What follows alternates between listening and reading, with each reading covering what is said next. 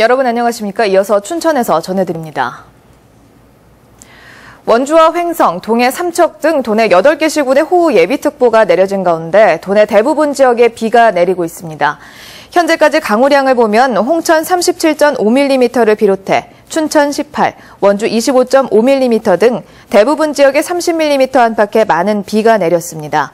강원지방기상청은 내일 새벽까지 국지적으로 천둥, 번개와 함께 시간당 30mm 내외의 강한 비가 내리는 곳도 있겠다고 예보했습니다. 내일까지 예상 강수량은 30에서 80mm, 강원 남부와 산간 지역은 120mm 이상의 많은 비가 내리겠습니다. 최근 들어 비가 자주 내리면서 추석 캡쌀용 출하에도 영향을 미칠 것으로 우려되고 있습니다. 철원 동송농협의 경우 올해 추석 캡쌀용 출하 물량을 900톤으로 예상하고 관내 농가와 계약 재배를 진행하고 있습니다.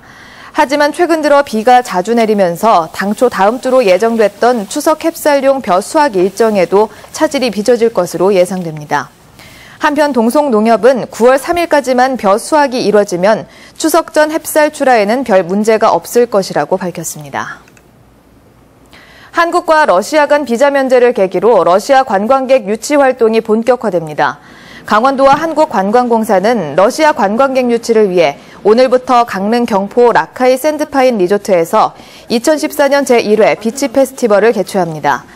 이번 페스티벌에서는 러시아 관광객 50여 명이 참가해 동해안 관광지 투어와 해변 체험 등 환영 이벤트에 참여합니다.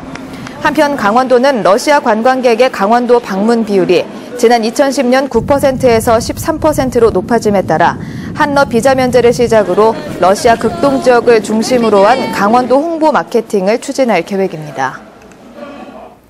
홍천 지역 농업인과 소비자에게 새로운 농업기술과 농촌체험 기회를 제공하기 위한 홍천군 농업기술축전이 다음 달 19일부터 이틀 동안 홍천군 농업기술센터에서 열립니다.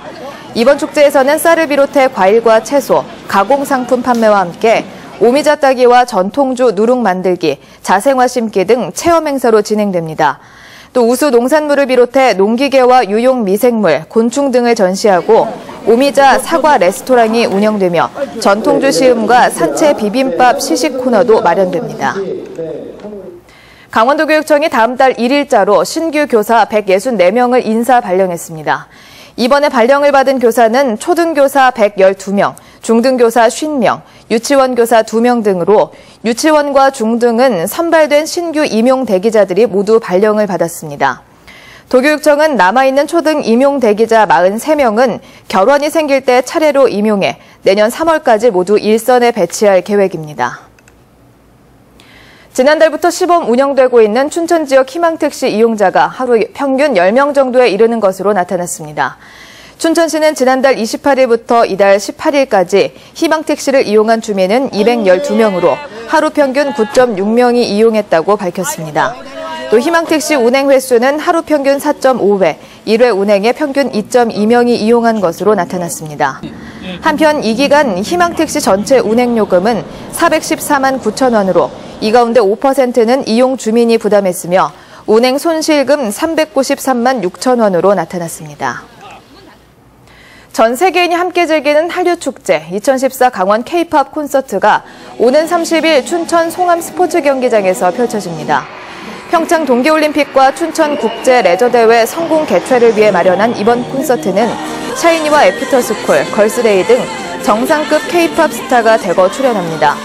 특히 이번 콘서트는 한국관광공사가 일본과 중국, 동남아 등 10여 개국에 상품화해 단체 관광객 2천여 명이 예약을 마쳤습니다.